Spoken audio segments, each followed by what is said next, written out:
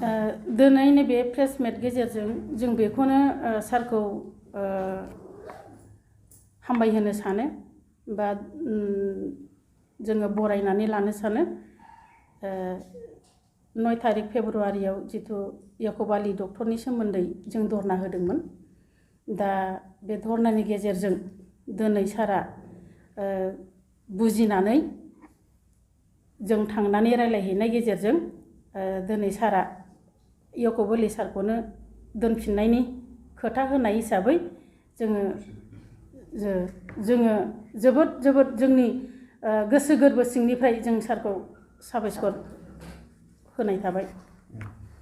नोंथांमोना एम रन्जित बसुमतारिनि सायाव गोख्रों बैसोमाव एलिगेसन होदोंमोन दा बेनि सायाव नोंथांमोना दा फिन एम बिथां सारखौ मा बावनो सानो हामलायथिखौ जासिनो सानो? बै समाव जोङो धरना होनायनि बेलायाव रागानि सक्तियाव जोङो सारखौ एसे इनायै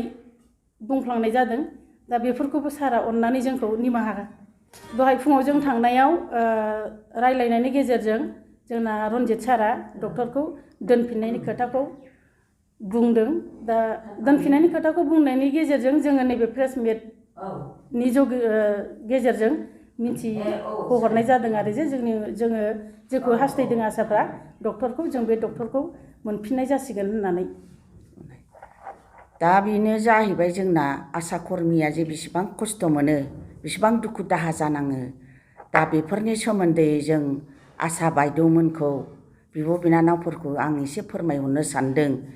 जाहाथे जोङो थोननाय मानिखौ मावनानै जेराव थाखा थाइसेबो मोना बे बुस्थुखौ जोंबो नायनानै सिन्था खालामनानै सोरबा NGOनि फैयो सोरबा सरकारनि फैयो अबेबा बुस्थुआ मानिबा फैयो जों बेफोरखौ मावालाबानो गाव गावखौ एसे सेफ साइडआव थायोबा बेखौ आं मोजां मोनगौ आरो बिनिफ्राय जोंनि आसाफ्रा एथ' खस्थ' खालामो दिनै खस्थ' खालामनायनि गेजेराव जोंखौ सरकारा नायसनाखै जाहाथे जोङो सरकारखौ नायसनजानायनि थाखाय जों माबा मोनसे मावोबा आसा बायद'मोनहा जगाजग लानांगोन जोंजों आरो जों बुंनाय खोथाखौ एसे खोनासङा लाबानो दाथा एसेबाबो खोनासंनांगोन जेरावनाखि जोङो बाव दाथां बेखौ दा माव होननायखौ मावलाबायनो नाङा जों बांसिन हेरेसमेन्ट गोलैयो न'खरनि खामानि फिसा फिसौनि लेखा फरायनाय बायदि बायदि खामानियाव जोंहा बेस्थ' जायो आरो ओरै जों आसानि खामानिखौ लानानैबो जोंहा बेस्थ' जायो आरो फारसेथिं जाबाय बाहेरानिफ्राय फैनाय खाय खामानिफोरखौ जोङो मावाबाबो गवा मावबाबो गवा जेरावनाखि फैसा गैखाया बेफोरनि सोमोन्दैयै जोङो दा फेरेंगा सारनिसिमबो जोङो एसे बुंहरनो सानबाय आं फंनैसो खोथा सारा जुदि माबायाव गुवाहाटियाव थाङो MP MLA गासैजोंबो लोगो नांनानै मिनिस्टारजों प्रग्राम लायो रायलायो ज' थायो बेफोरखौ जाहाथे सारा एसे जोंनि खोथाफोरखौ एसे अनुताप खालामनानै बिथांमोननि खाथियाव बेफोरखौ फोरमायोबा आं फेरेंगा सारखौ रोजा रोजा साबायखर होगौ जाहाथे जोंनि खामानिखौ लानानै फंनैसो बुङोबा जोंनि आसानि जेंनाया जाहैबाय थाखा फैसानि मेटाराव जेरावनाखि जोङो 3000 मोनोमोन बे 3000आव दा 2000ल' होयो जोंनो सेन्ट्रेल गभर्नमेन्टनिफ्राय 2000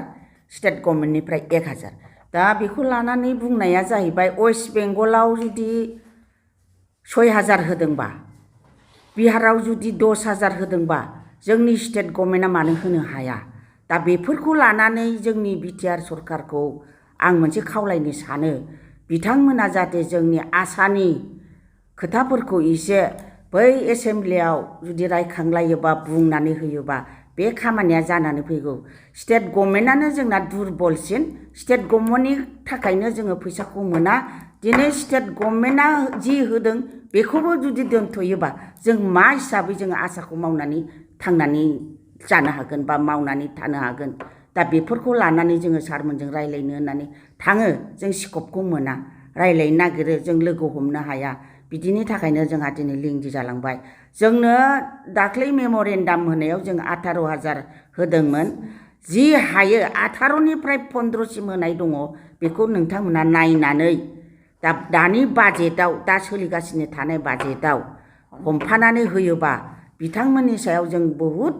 धन्यबाद होगोन